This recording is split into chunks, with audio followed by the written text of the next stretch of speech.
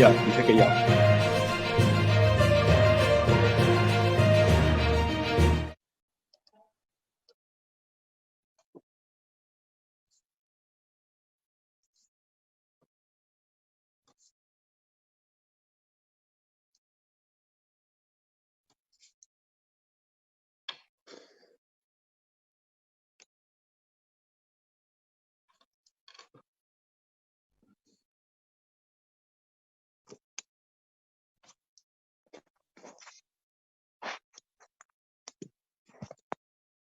Buenas noches con todos, queridos hermanos, queridas hermanas.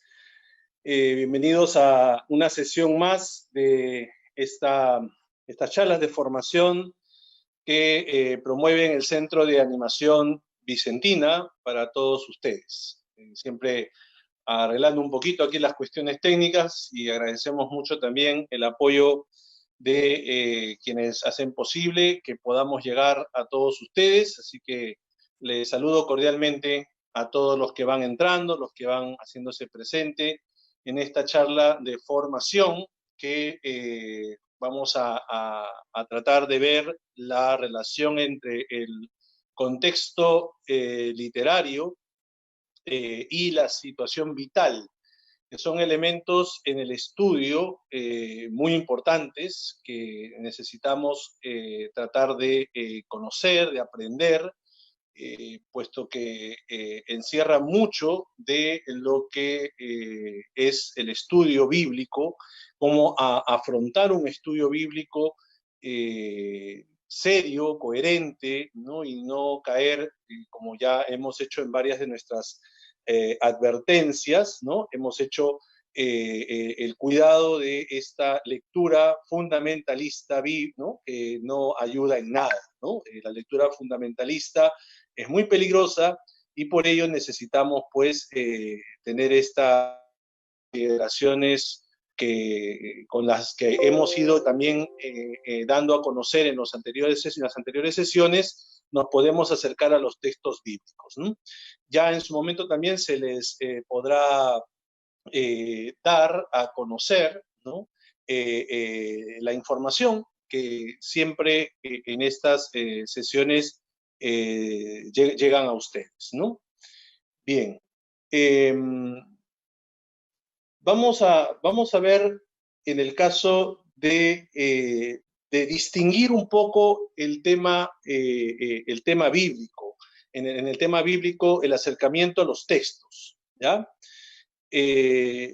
Notamos, por ejemplo, que una cosa es en este proceso de formación de los textos bíblicos, vemos que hay una historia detrás, ¿no? Hay una historia.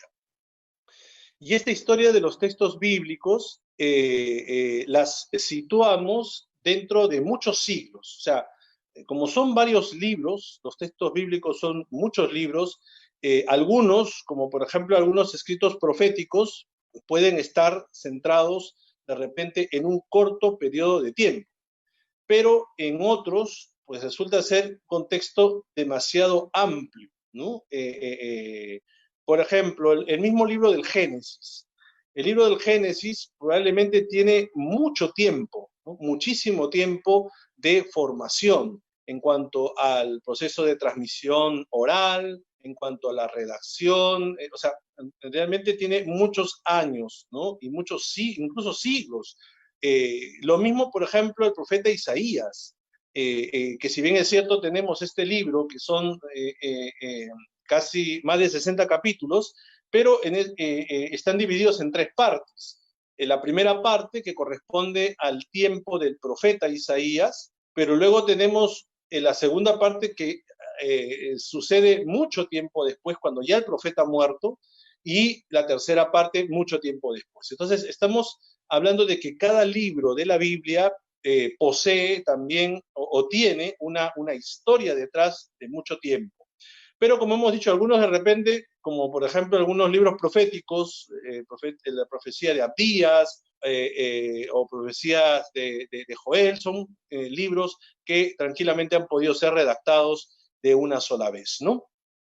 Los mismos evangelios que ustedes conocen, también los evangelios tienen un proceso de historia, ¿no? De redacción bastante prolongado. Sobre todo, por ejemplo, el caso del Evangelio de Juan, ¿no? En el Evangelio de Juan sí se nota claramente que es un proceso bastante largo de formación, que incluso muchos autores hablan que probablemente sea con el Evangelio de Marcos, hayan tenido casi las mismas fuentes y de ahí hasta el siglo, hasta fines del siglo I, ¿ya?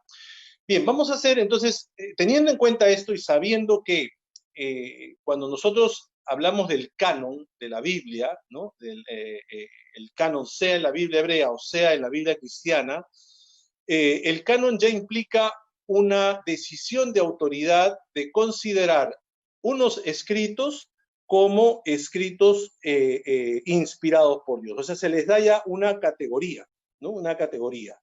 Eh, al cerrar el canon ya no pueden entrar más libros. Esto es obviamente una decisión de autoridad.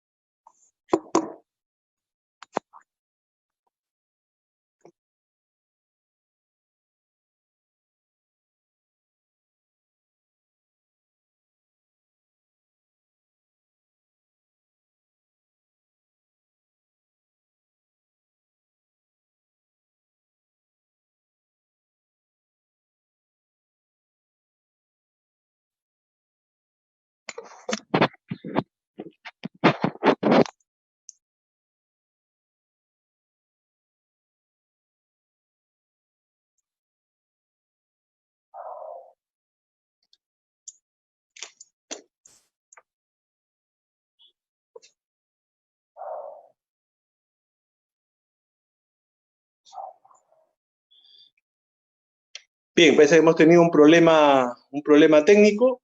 Eh, Vamos a continuar. Estábamos precisando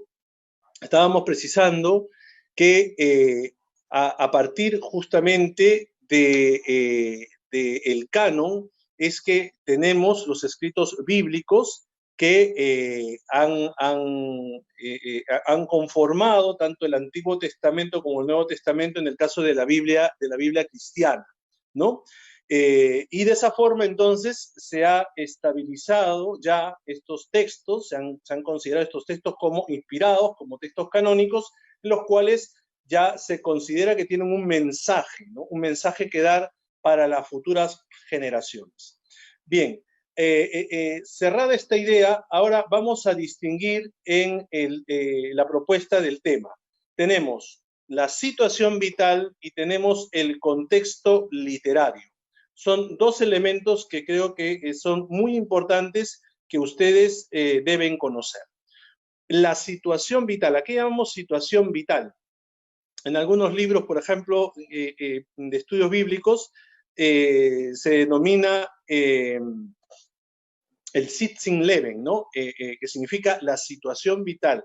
El motivo es buscar el motivo, la razón que hizo posible que el autor plasmara por escrito o recogiera esa tradición y lo pusiera obviamente por escrito en los textos bíblicos. O sea, es la motivación. ¿Qué es lo que en su realidad, en su contexto, en su tiempo, descubre una motivación para poder escribir lo que escribió? Esto es la situación vital, el Sitzinleben. Y lo segundo que no debemos perder de vista es el contexto literario. ¿Qué quiere decir esto? Que el autor plasma en una redacción a través de un género literario, que eso ya también ustedes conocen. Un género literario es la forma, la manera como comunico un mensaje, ¿no? Y veo la mejor forma posible de transmitirlo, porque tengo unos destinatarios a los cuales yo quiero hacer llegar mi mensaje, y entonces a través de ese canal que llamamos el género literario, es que yo quiero comunicar un mensaje.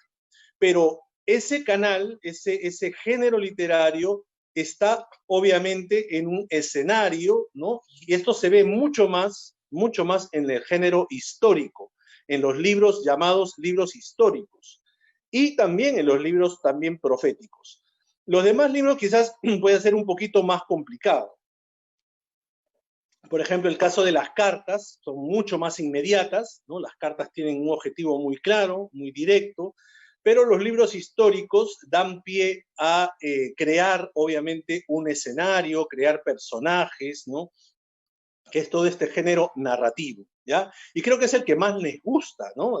O el más nos gusta a todos. A veces leer libros que tengan un género más narrativo, donde haya una trama, donde haya personajes, todo eso sin duda que nos atrae más en la literatura en general. Entonces, cuando vemos la Biblia, lo que más nos apasiona o nos llama la atención es el tema de la historia. Y entonces aquí entramos en conflicto. ¿Por qué? Porque los libros de la Biblia no tienen como finalidad transmitir cuestiones históricas, ¿no? No tienen esa finalidad. Están transmitiendo una interpretación teológica de la historia.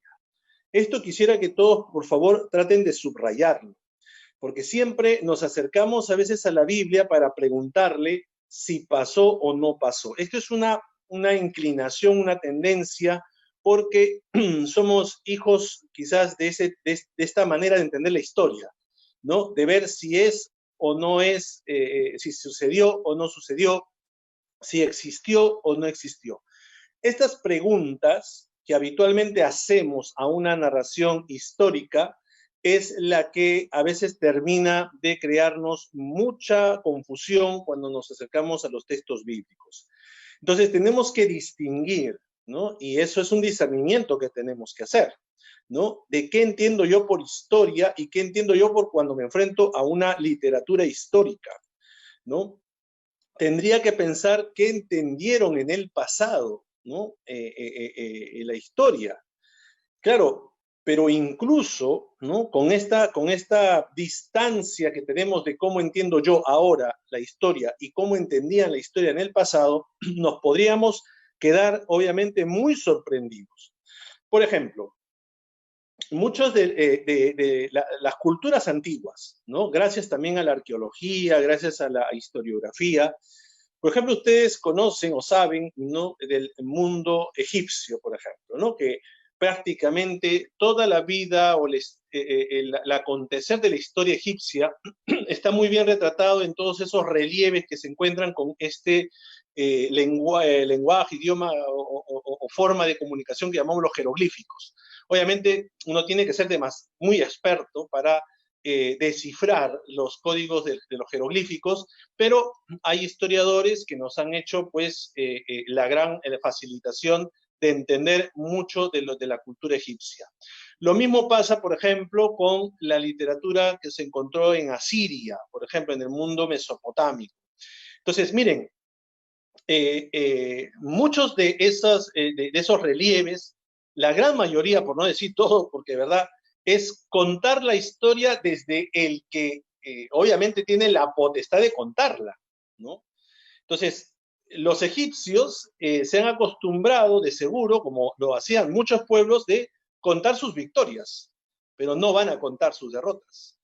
Incluso si van a contar las derrotas, no pueden contar que fueron derrotados y no pudieron salir de allí, o qué sé yo, o sea, no, se vieron sobrepasados en número, no pueden dar esas explicaciones, sino que tienen que de repente destacar el heroísmo del faraón, el heroísmo del general encargado. O sea, la historia se cuenta a veces desde la postura de quien lo cuenta. En este caso, si la historia ha sido una historia de triunfo, pues claro, lo va a contar desde el vencedor, no desde el vencido. Entonces, esta es una tendencia muy propia del mundo antiguo. La Biblia, en eso, va también a presentar muchas veces esa perspectiva, ¿no? Es la que va a quizás ser el texto base, ¿sí? Pero vamos a ver, por sorpresa, para nosotros en la literatura bíblica, que no solamente va a aparecer esa visión, esa única visión de la historia, que a veces aparece en otros contextos y en otras culturas. En la Biblia, en la Sagrada Escritura, más bien vamos a ver conflicto de posturas y de visiones, ¿no? Frente a un acontecimiento histórico. Por ejemplo, el caso del libro de los Reyes, ¿no? No sé si alguna vez, yo creo que sí, habrán leído o habrán escuchado. Estos días, por ejemplo, estamos leyendo la historia del profeta Elías, que vive en el contexto del reino del norte, el reino de Israel. Pero fíjense, el libro de los Reyes que encontramos, ustedes no sé si se han dado cuenta que hay una sucesión de reyes, los reyes sobre todo de Judá tienen una dinastía, que es la dinastía de David, y tenemos la del reino del norte, o la del reino de Israel, que se da una especie de sucesiones, de usurpaciones de poder, no tienen una dinastía. Pero cuidado, miren ustedes, el reino del norte tiene etapas en su historia en que alcanzaron una gran prosperidad económica, ¿sí? A diferencia del reino del sur, del reino de Judá. Y entonces, claro, ¿dónde va la crítica mayor? La crítica teológica. La crítica teológica va más al reino del norte. Fíjense, esto es lo contradictorio, porque se supone que en el tiempo de prosperidad, pues las cosas van bien. Sí, pero es donde más achacan los profetas la crítica teológica de abandonar a Dios y apoyarse más en alianzas, etcétera, ¿no? Y luego tenemos otra manera de ver la historia. Alguno de repente recordará que hay unos textos en la Biblia que se llaman Primera Crónicas o Segunda Crónicas. Estos dos libros hacen un repaso de toda la historia de la salvación, pero intentan salvar sobre todo al reino de Judá en la etapa de la historia de los reyes, y defienden mucho la imagen del rey David. Entonces, claro, esto ya es contar la historia, pero también con una cierta intencionalidad, ¿no? Entonces, miren, esto no lo podemos dejar pasar, porque quizás la gran riqueza que tenemos en la Sagrada Escritura sea que hayamos tenido en la colección de textos las diferentes posturas y visiones frente a un acontecimiento. Eso pasa a ser una riqueza, ¿no? Estos días que también estamos leyendo el libro de los Hechos de los Apóstoles, yo sé que muchos de los que también están viendo esta charla participan de este curso Hechos de los Apóstoles. Por ejemplo, hemos visto la situación frente a la Asamblea de Jerusalén, que se dio alrededor del año 48, 49, 50 de la era cristiana. Y tenemos dos posturas de cómo acercarnos a ese acontecimiento muy importante en la primitiva comunidad cristiana. Una presentada por Pablo, ¿no?, que probablemente sea la más fidedigna, ¿no es cierto?, porque Pablo escribe muy cerca de este tiempo sus cartas, y tenemos la visión, de hecho, de los apóstoles que fueron escritos 50 años después, de un mismo acontecimiento, y tenemos dos perspectivas. O sea, son estas cosas las que debemos tener en cuenta cuando nos acercamos a los textos bíblicos.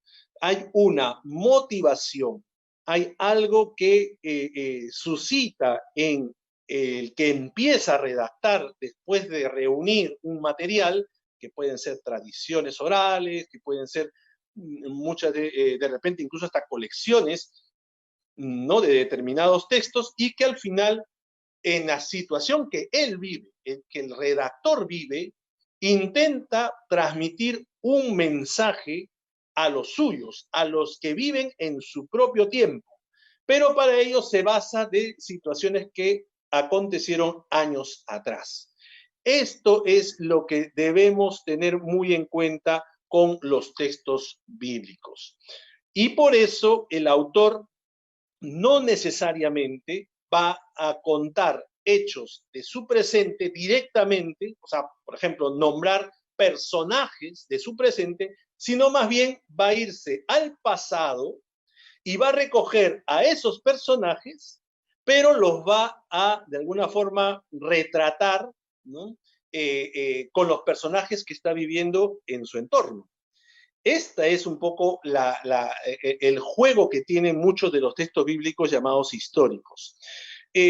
Vamos a suponer, nosotros actualmente estamos viviendo una situación de pandemia y estamos viviendo una situación en el entorno donde hay muchas críticas hacia el gobierno, hacia los responsables, etcétera. Muy bien. Si alguien decide, ¿no? Decide en este entorno querer contarnos lo que pasó, pero lo hace recurriendo a una situación del pasado y trae personajes del pasado y empieza a contar la historia, pero claro, son esos personajes del pasado, pero lo que está tratando de decir es, miren, allí está tal personaje que está viviendo en mi presente, ¿no? En mi realidad. Entonces yo quiero hacer una crítica de la historia, de lo que estoy viviendo, pero para ello me voy al pasado. Esto es un juego que constantemente vamos a encontrar en los textos bíblicos. Por eso es que insistimos. Yo no puedo preguntar al texto si sucedió o no sucedió. No puedo preguntarle al texto si este personaje existió o no existió. Esto es un mal acercamiento a los textos bíblicos. Si es interpretación a la luz de la fe de esos acontecimientos, yo tengo que preguntar al texto qué es lo que has querido decir a tu comunidad y qué significado puedo yo recoger para mi tiempo. Estas son las preguntas que tengo que hacer al texto, ¿sí?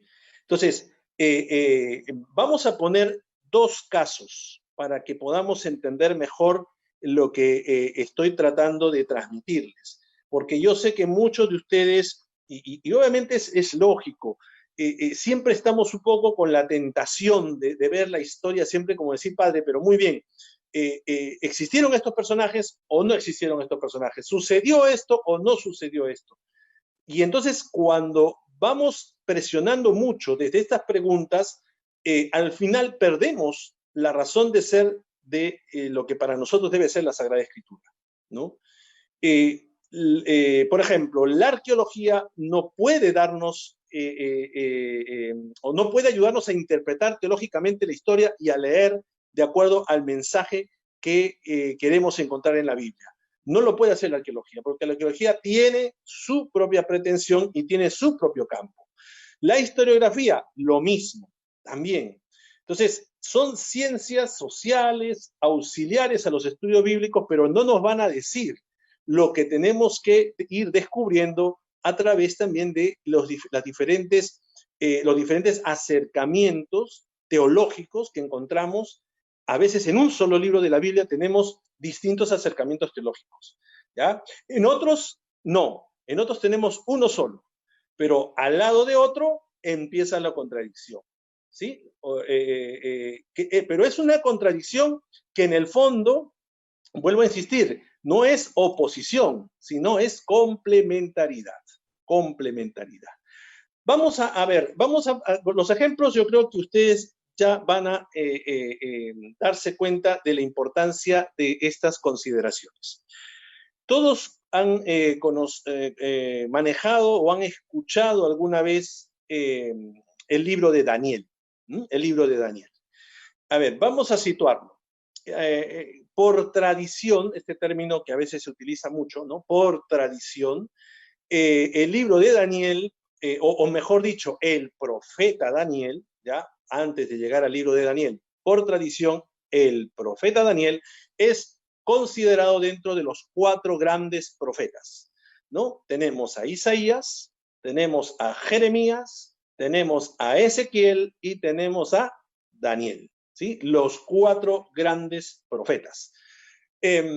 Obviamente, Isaías, Jeremías, también por su voluminosa obra, y Ezequiel también, pues aquí tiene varios capítulos, son los grandes libros proféticos.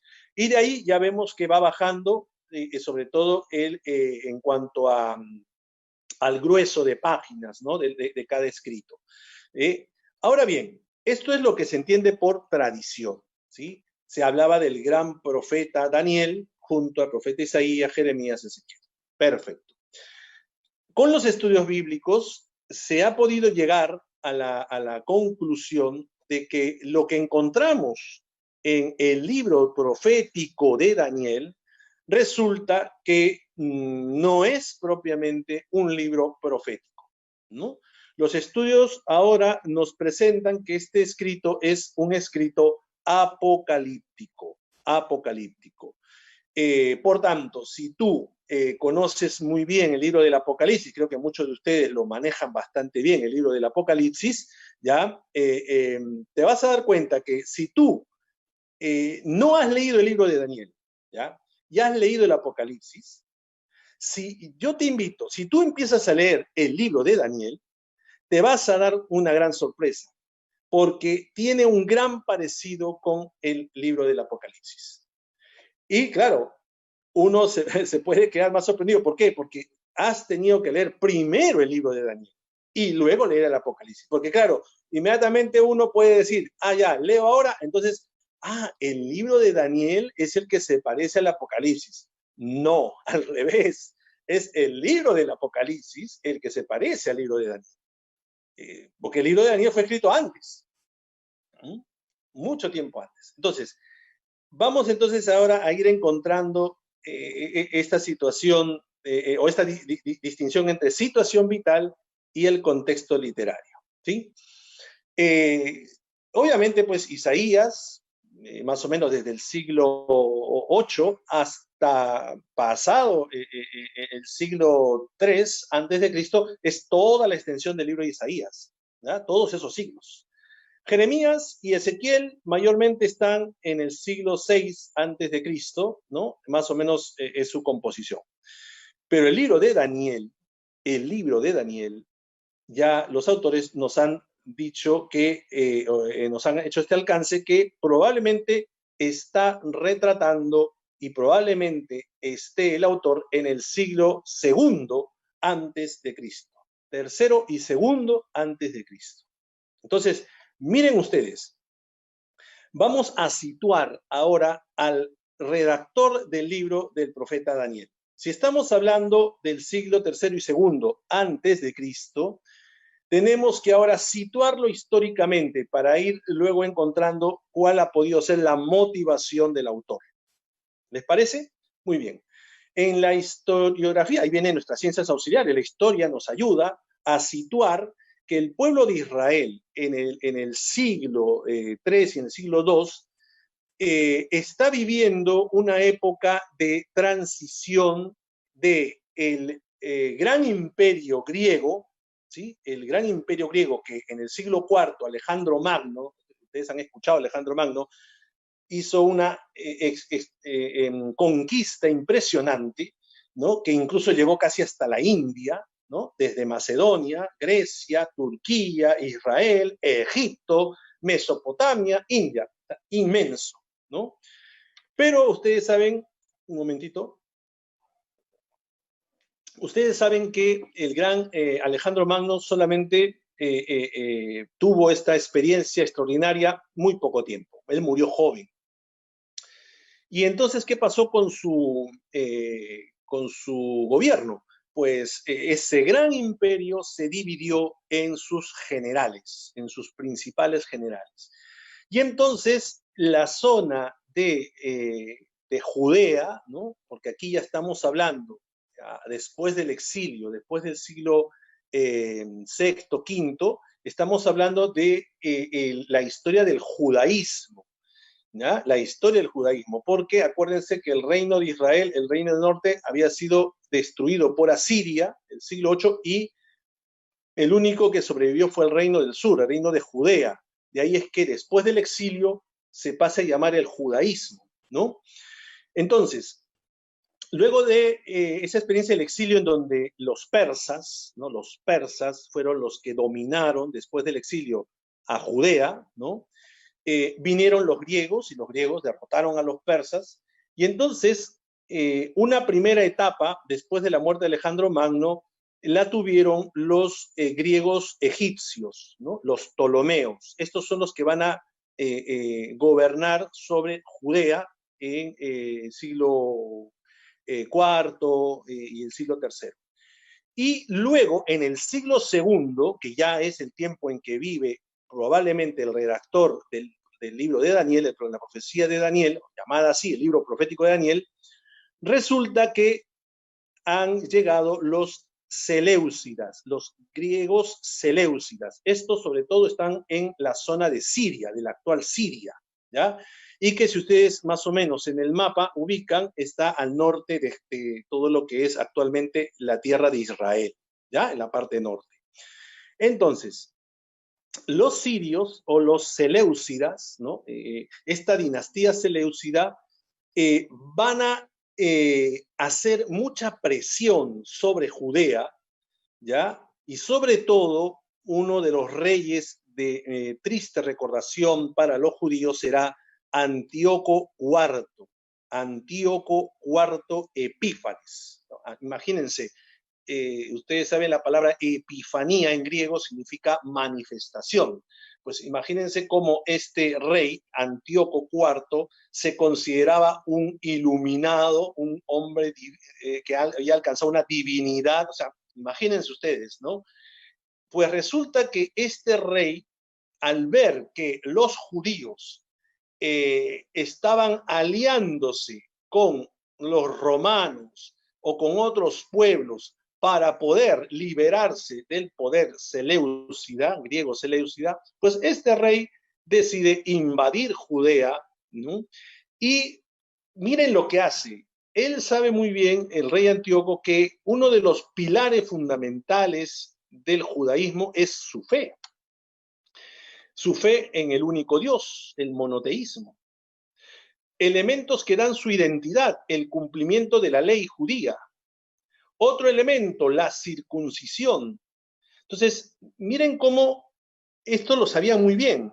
Entonces, ¿cómo van a atentar contra la unidad de los judíos? Pues van a buscar la división entre ellos.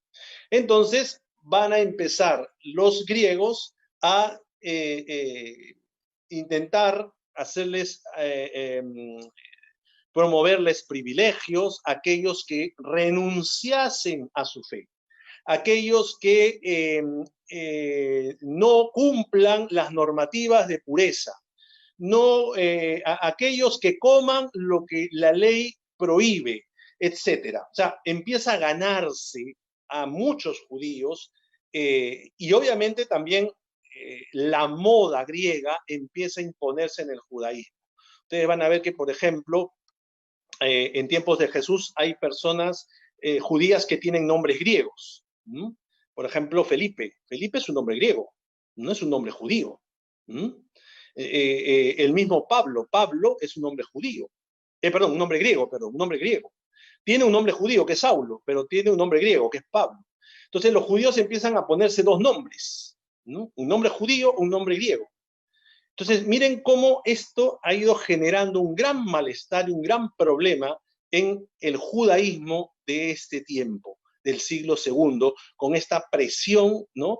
Incluso se comenta de que cuando se daban los famosos Juegos griegos, bueno, los antecesores de los Juegos Olímpicos, ¿no? Los Juegos griegos, resulta que, claro, muchas de las actividades físicas exigía que la persona esté desnuda, ¿no?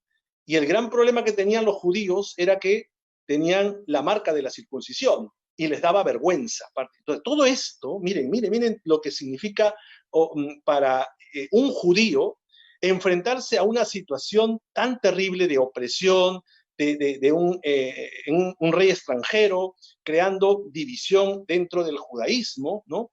Y miren, va a llegar a tanto que este rey Antíoco, ¿no? Va a profanar el templo de Jerusalén.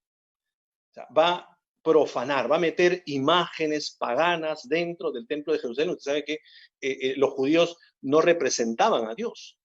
Entonces, miren ustedes este terrible malestar que tendrían muchos judíos que obviamente cumplían la ley, defendían la identidad del judaísmo con la circuncisión, etcétera, ¿no? Pues bien, en este entorno es que un judío recoge tradiciones justamente de este tiempo, ¿sí? Para, o historias para justamente retratar lo que está viviendo en ese siglo II, ¿no? De esta tensión, ¿no? Que vive el que yo tengo que ser judío a pesar de toda esta hostilidad, de toda esta persecución, de todo esto que está aconteciendo. ¿Sí? Ahora, aquí viene, eso sería, en este caso, la situación vital. ¿Ya? Definimos la situación vital. El que escribe el libro de Daniel se encuentra en una situación de hostilidad, un rey extranjero está profanando el templo, está poniendo en cuestión las normativas que son básicas de la identidad judía, e incluso está el desafío de la muerte. Miren hasta dónde llegamos, porque el rey Antíoco incluso va a llegar a eso, a matar, porque había personas judías que se resistían, y claro, si esos judíos resistían, se convertían en ejemplo para otros, entonces mejor los matamos, ¿no? Y aquí es donde empieza a gestarse también ese salto hacia la vida eterna, un concepto que antes del exilio no se manejaba en el judaísmo, ¿no? Se abre la inmortalidad, se abre la vida eterna. Miren todos estos elementos, esto es muy interesante, de verdad. Entonces resulta que quien haya sido el que redactó el libro de Daniel, cargado con todo esto, decide plasmar por escrito una serie de historias que están intentando retratar cuestiones de su tiempo, siglo segundo, y entonces quiere dar un mensaje de esperanza. Esta es la clave de la apocalíptica, ¿no? Un mensaje de esperanza. Y es que tenemos que resistir. ¿Está bien hasta ahí? Ahora, si ustedes revisan el libro de Daniel, ¿no? El libro de Daniel, en los primeros capítulos nada más, se van a dar cuenta ustedes que la historia literaria, el contexto literario, nos remonta al siglo VI antes de Cristo. ¿Ah? ¿Por qué?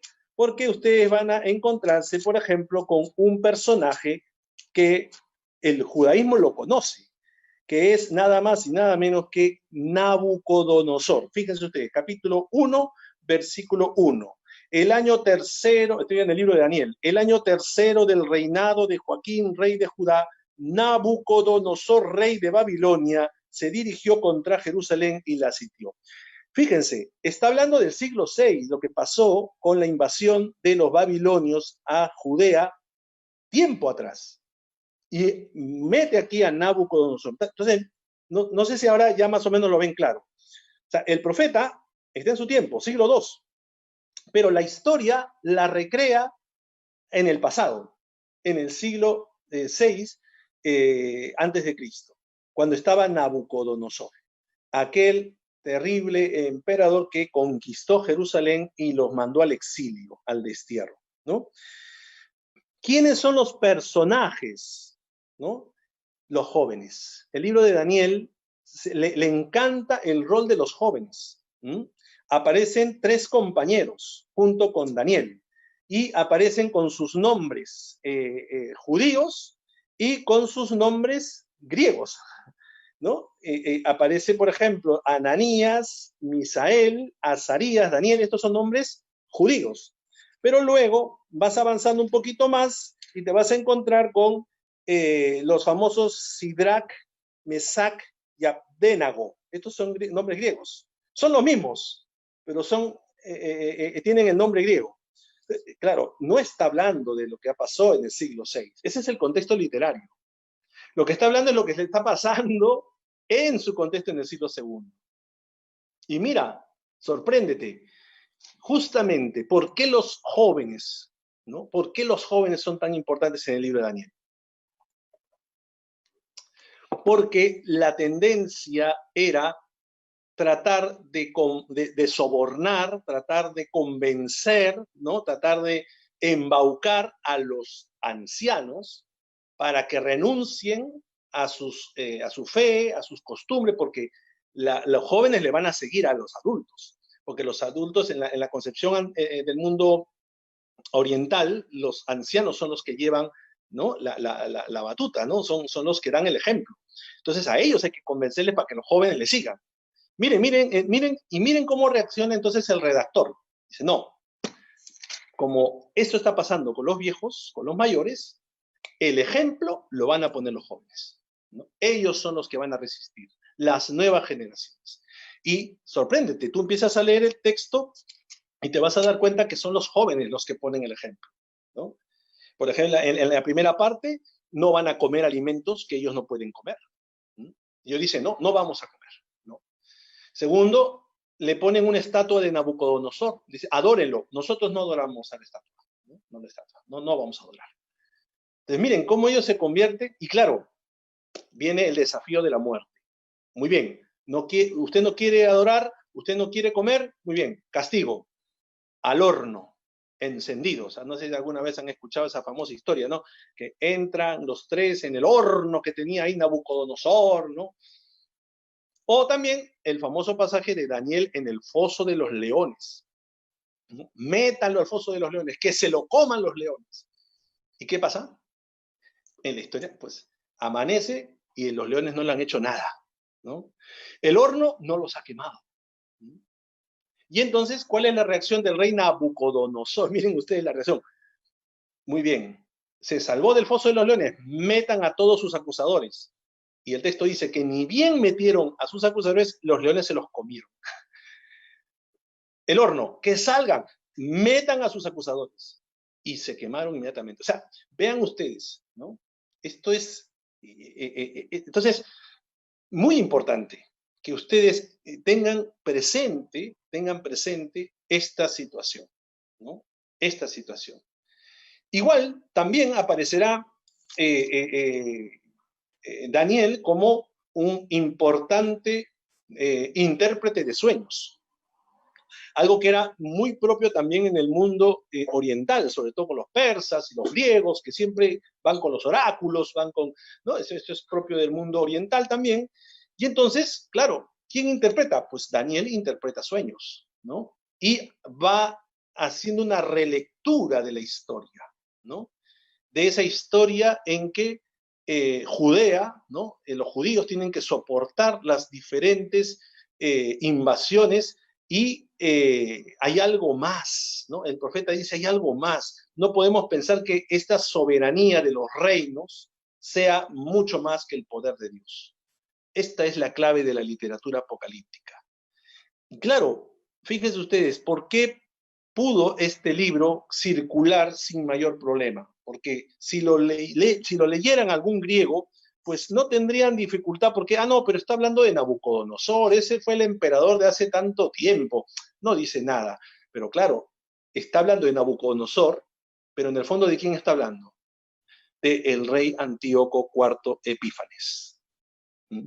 Entonces, esto es muy importante que ustedes tengan presente. En varios libros de la Biblia hay que tener en cuenta esto. Uno, la situación vital, lo que viven, ¿no? Lo que experimentan, ¿sí? En su presente. Y otra cosa es el contexto literario, cómo ha ido armando el autor, ¿no? De tal forma que a veces no nos va a contar hechos que está viviendo en su presente, sino que lo proyecta hacia el pasado y toma elementos del pasado, ¿sí? Pero claro, en el fondo el mensaje no es hacia el pasado, el mensaje es hacia el presente, ¿no? Al presente que está viviendo el autor y obviamente para las futuras generaciones, ¿no? También quizás un complemento para leer el libro de Daniel son los libros de los Macabeos, ¿no? Estos dos libros, Primera y Segunda Macabeos, que están también no forman parte de la Biblia hebrea, ¿ya? Sí de la Biblia cristiana, porque son los libros deuterocanónicos, estos libros que solo fueron encontrados en griego, y que pasaron luego al canon de la Biblia cristiana.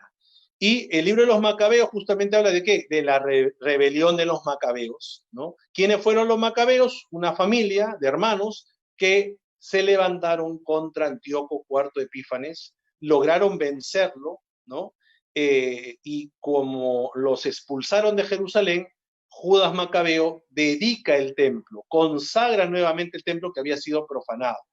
Y esto es la fiesta que los judíos celebran, la fiesta de la dedicación del templo, o también llamada Hanukkah, ¿no? Que no sé si ustedes han visto que ellos en Navidad, nosotros celebramos Navidad, ellos celebran la Hanukkah, porque la Hanukkah fue el 25 Kisleu, que es 25 de diciembre, ¿no? Y por tanto, pues en la historia, en la leyenda, habla de que la menorá, este candelabro de 7 brazos, que es clásico judío, ¿no? Durante todo el tiempo de la profanación, ese calendario, candelero, ese candelabro, perdón, ¿no? Permaneció encendido durante todo, y por eso es una fiesta de luces, la Hanukkah, la fiesta de la dedicación. Entonces, claro, es contemporáneo, ¿no? Entonces uno lee y entiende mejor el contexto histórico, es un libro histórico obviamente, pero también, claro, los macabeos están contados en clave de triunfadores, porque lograron vencer, ¿no? A los seleucidas, ¿no? Y ahí en los macabeos aparece el tema de la vida eterna, porque es la primera vez en el libro de los macabeos, en el Antiguo Testamento, es la primera vez que se habla concretamente de la resurrección, ¿no? Allí en el martirio de estos 7 hermanitos, ¿no? Que desafían, ¿no? No sé, hemos escuchado alguna vez en la proclamación de la palabra, toda una familia, la mamá empezando y los hijos, y hasta el más pequeño que desafía, ¿no? Y le dice, tú me podrás matar, pero la vida eterna allí, ¿no? Yo iré a la vida eterna, tú no, ¿no? O sea, es muy interesante, ¿no? Bien. Y el otro ejemplo, que es muy contemporáneo y muy paralelo, y aquí también de repente para muchos va a ser un poco de sorpresa, ¿ya? Es que he hablado yo sobre el libro de Daniel, ¿no? Si quieren, de repente, como yo ya voy a cerrar un poco con esta segunda parte, pueden ir haciendo llegar sus preguntas para que luego el padre Chuno y el hermano Roger me puedan ayudar a recoger las preguntas que puedan tener, ¿ok? Y podemos ir respondiéndolas. Les he dicho que, por ejemplo, una característica que va a resaltar el autor en Daniel, sobre todo, es la interpretación de sueños, ¿no es cierto? Bueno, no sé si alguno por ahí ya paró un poquito la oreja y dice interpretación de sueños. ¿Quién otro interpreta sueños en el Antiguo Testamento? Claro, muchos dirán José. ¿Se acuerdan de la historia de José? Esta historia que está retratada sobre todo o refleja la historia patriarcal, porque se supone que José es uno de los 12 hijos de Jacob, de Israel. Ustedes recuerdan esa historia, ¿no? Hasta en películas ha salido, ¿no? Pero aquí viene el tema. Es un intérprete de sueños también, porque una de las claves, ¿no? de José, ¿cuál va a ser? Interpretar sueños. Gracias a esa interpretación de sueños es que va a poder salir de la cárcel. ¿Se acuerdan? Pues bien, tendríamos que suponer, miren lo que voy a decir, tendríamos que suponer que la historia de José propiamente es después del exilio, ¿no? Es que se reproduce esta historia, se redacta esta historia. Pero cuando viene la búsqueda de la colección del Pentateuco, ¿no? De los 5 primeros libros de la Biblia, ¿qué es lo que se hizo? Pues claro, como la historia de José justamente se hace el vínculo entre cómo las tribus de Canaán, ¿no? Suben a Egipto, ¿no? O en este caso sí, o van a Egipto, mejor dicho, van a Egipto. Entonces, la historia de José entra allí, en la historia patriarcal del Génesis.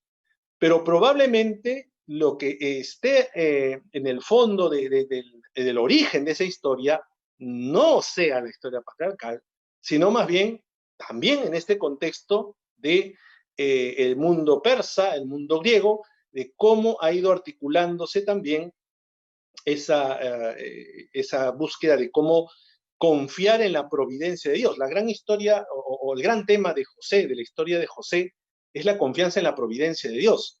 Porque se han dado cuenta ustedes que hay todo un tema muy delicado de la familia, ¿no? Cómo ahí se van marcando tensiones en la familia, ¿no? Tanto así que resulta que el hermano es sacado de en medio. Son capaces los hermanos de engañar a su padre diciendo que una bestia lo ha comido. O sea, miren hasta dónde llega, ¿no? Y entonces lo que parece una historia de drama, ¿no? un drama terrible, ¿no? Parece que en algunos momentos, ¿no? Ni Dios siquiera está presente en la historia, ¿no? Pero Hay algunos vistazos, algunas lucecitas donde dice, ¿no? Y Dios lo cuidaba, ¿no? Incluso cuando termina todo, José dirá a sus hermanos, mira, Dios lo había previsto todo esto, o sea, la providencia, ¿no? O sea, hay muchos elementos allí que están retratando un tiempo posterior, ¿no? Probablemente después del exilio, ¿no? Pero como les digo, cuando ya encontraron la forma de cómo introducir esa historia, pues lo hicieron y metieron la historia de José, que sin duda es un ciclo totalmente distinto a lo que uno entiende, por ejemplo, en la historia de Abraham, ¿no? La historia de Isaac, la historia de Jacob, que son como unas sagas patriarcales familiares, pero en la historia de José es totalmente distinto, ¿no? Se nota claramente la diferencia, ¿no?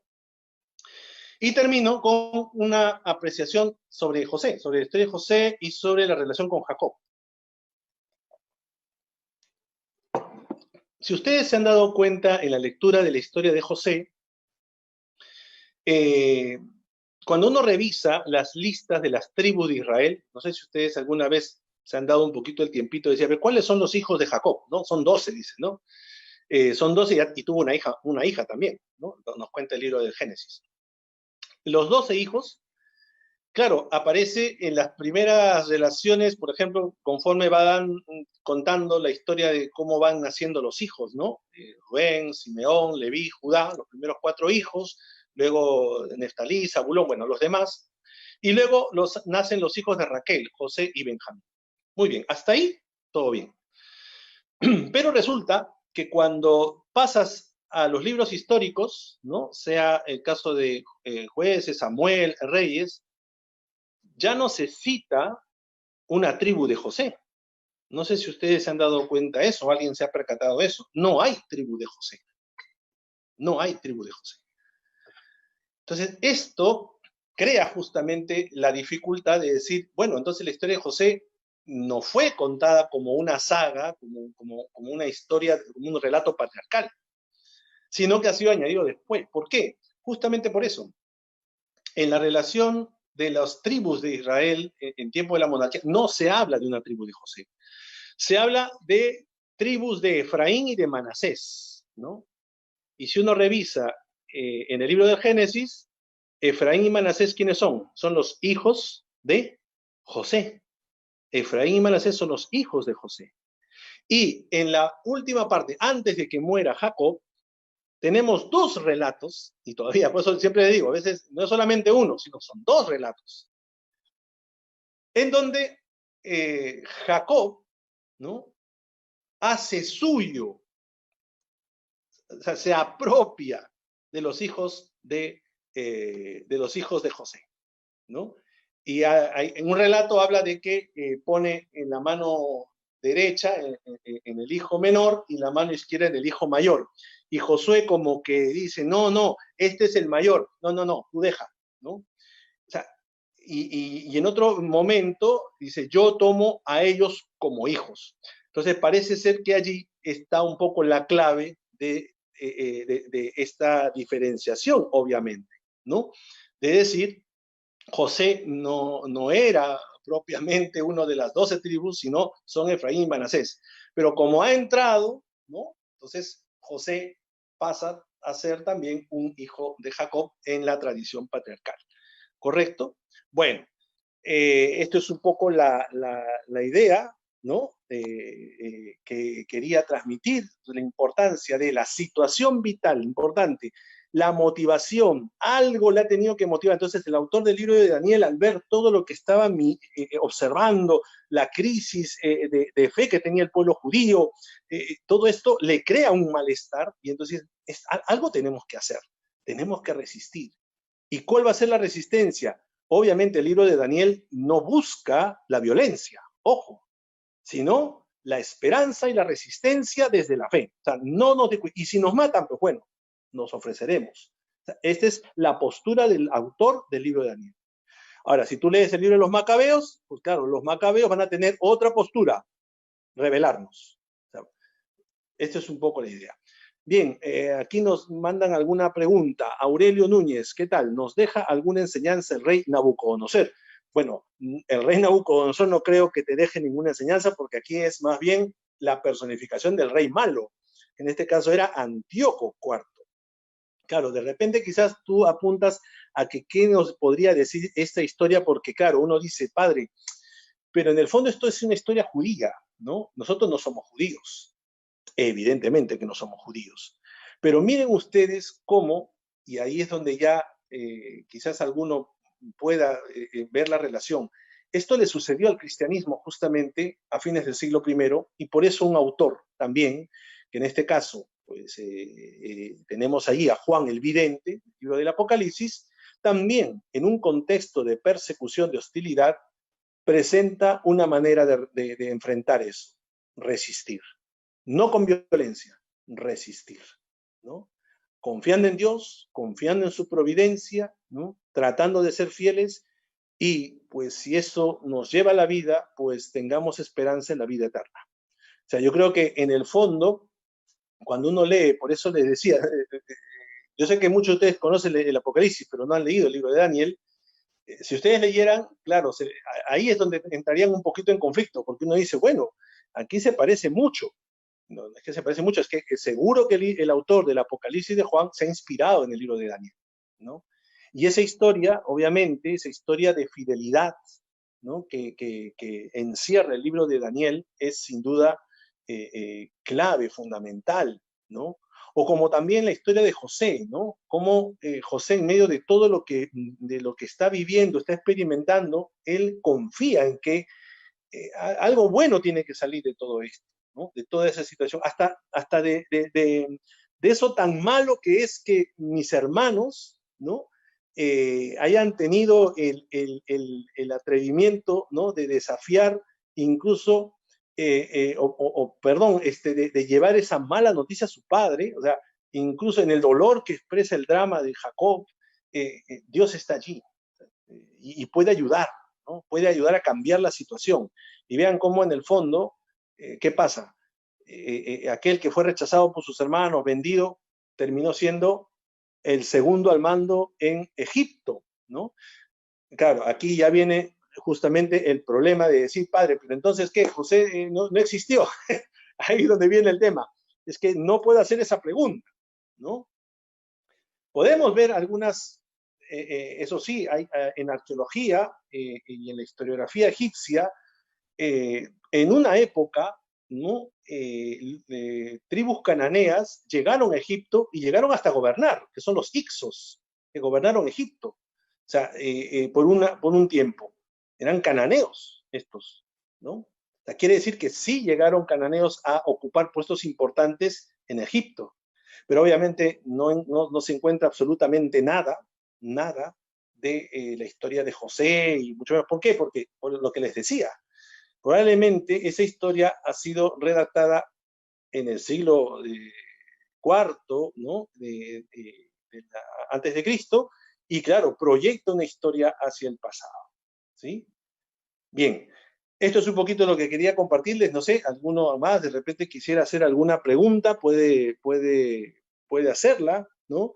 Estamos justamente para poder ayudar y para poder atender estas diferentes sugerencias, ¿no? Que nos puedan ustedes hacer llegar, ¿no? Pero esto era un poco lo que quería yo transmitirles. Quizás, claro, yo me cojo un poco del Antiguo Testamento, pero si quieren algo, y yo creo que, bueno, la mayoría de los que me siguen en el curso de Hechos de los Apóstoles, el tema de la Asamblea de Jerusalén es algo muy claro también, ¿no? O sea, una cosa es cómo lo cuenta Pablo, ¿no es cierto?, la Asamblea de Jerusalén en la Carta a los Gálatas, y fíjense cómo el autor de Hechos de los Apóstoles, pasados 50 años, ¿no? Claro, el autor de los Hechos de los Apóstoles está dirigiéndose a la comunidad que tiene enfrente, ¿no? Pero esa comunidad está viviendo 50, 60 años después de lo que sucedió en la Asamblea de Jerusalén. Entonces, ¿qué hace el autor de Hechos de los Apóstoles? Mira hacia el pasado, ¿no? Pero quiere dar una enseñanza a su presente, ¿no? Y por eso ahí vamos a encontrar la contradicción que hay, porque en la Carta a los Gálatas encontramos a un Pablo que está muy molesto, muy colérico con Pedro y compañía, ¿no? Y Santiago, o sea, hay un problemón allí, ¿no? Muy fuerte. Pero para el autor de Hechos de los Apóstoles, esto fue algo muy, muy sencillo, o sea, se solucionó de una forma muy natural, muy, ¿no? Claro, está tratando de dar el mensaje de que pueden surgir dificultades, ¿no? Pueden surgir problemas en la comunidad, pero hay que conciliar, hay que buscar soluciones, ¿no? O sea, está intentando justamente transmitir un poquito ese lado, ¿no? De la historia, en este caso, de la Asamblea de Jerusalén, ¿no? Y si quieren, para terminar, ¿no? Los mismos evangelios. Ustedes vean, tenemos 4 versiones de los evangelios, 4 versiones, ¿no? Aquí nos ha llegado una pregunta. Hola Gloria, ¿qué tal? ¿Cómo estás? En la similitud del libro de Daniel y el Apocalipsis coinciden que era un tiempo de persecución y por eso la forma de expresarse. Claro, eso. El lenguaje apocalíptico tiene que ser un lenguaje simbólico, porque como estás en tiempo de hostilidad, no puedes denunciar con el nombre propio al emperador, no puedes denunciar directamente, porque claro, en un tiempo de persecución te revisan los libros, te revisan las cartas. Entonces, si aparece ahí el nombre del emperador, claro que tu vida corre en peligro. Entonces, tienes que retratar con alguien, ¿no? En un lenguaje simbólico, y ahí sí no vas a tener problema. Por eso la literatura apocalíptica fue muy, muy ágil en ese aspecto, ¿no?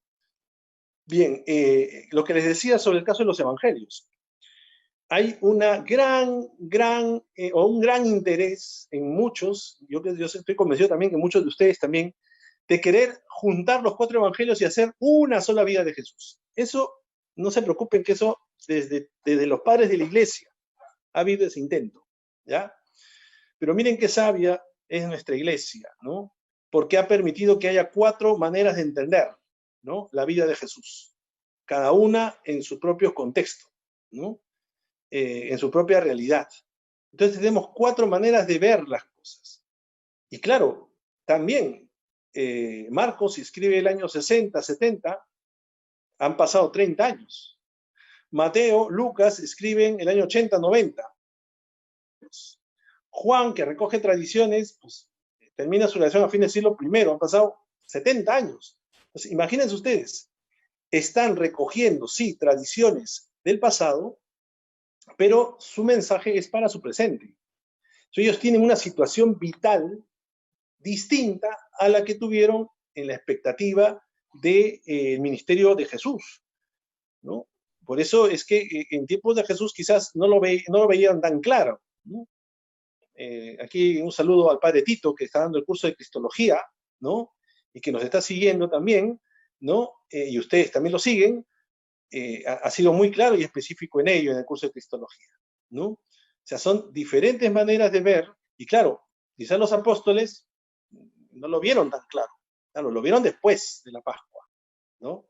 Y claro, y después de la Pascua, con toda la predicación, estos autores, llamados los evangelistas, ¿no? Los que redactaron los evangelios, miran hacia allá y dicen, mira todo este recorrido que hemos hecho.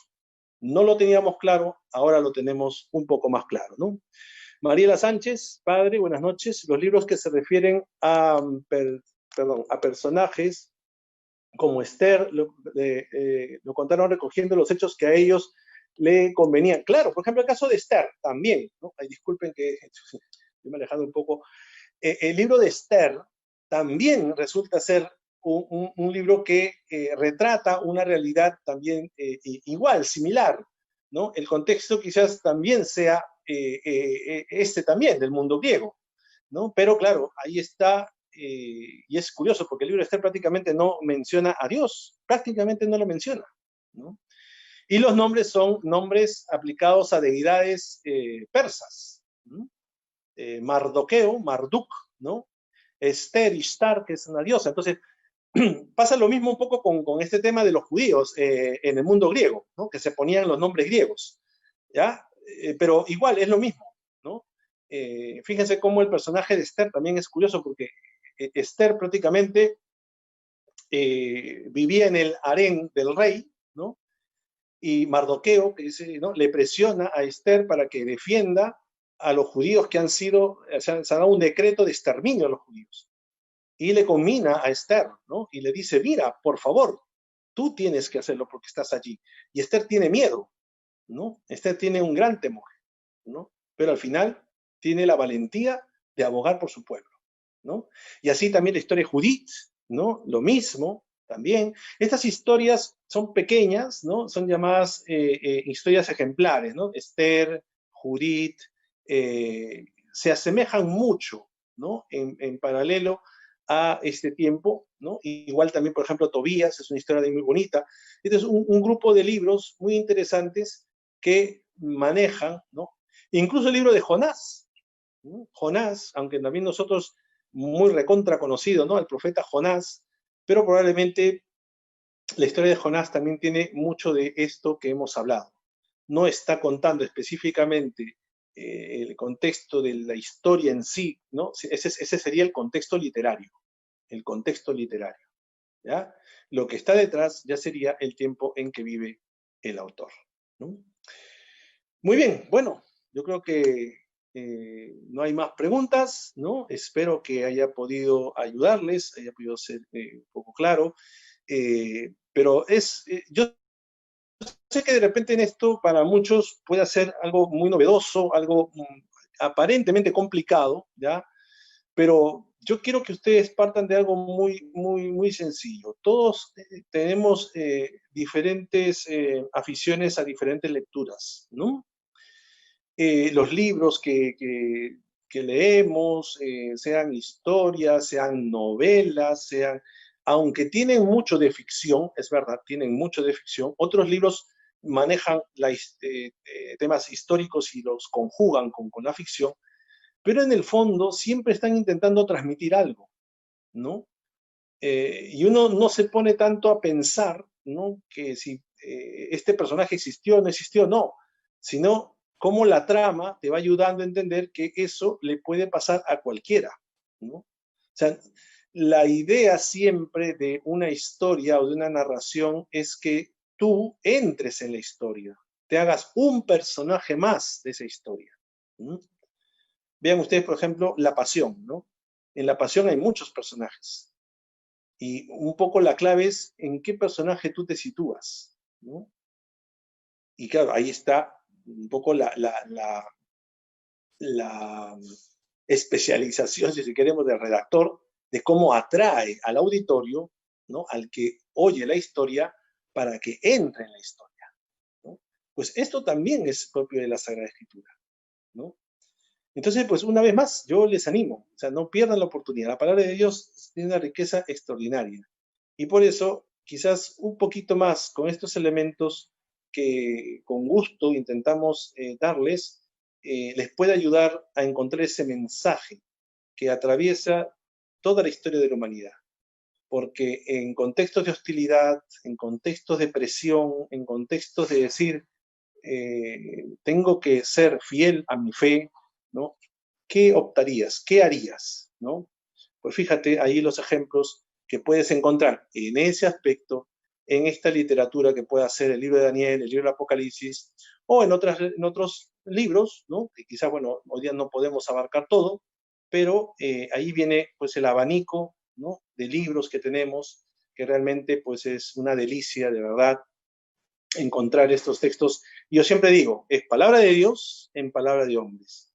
Nos deleitamos en el mensaje que nos da Dios, pero también aprovecha que es también literatura, es una obra literaria que tiene un mensaje detrás y en la cual pues está también eso que también hablamos, ¿no?, el gran misterio de la encarnación del Hijo de Dios. Pues mira, la palabra, ¿no?, también está aquí en una historia de hombres y mujeres que se han preguntado, como nos preguntamos nosotros, cuál es el sentido de la vida, de dónde venimos, a dónde vamos, cuál es la razón de poder entregar mi vida por otro, etcétera, ¿sí?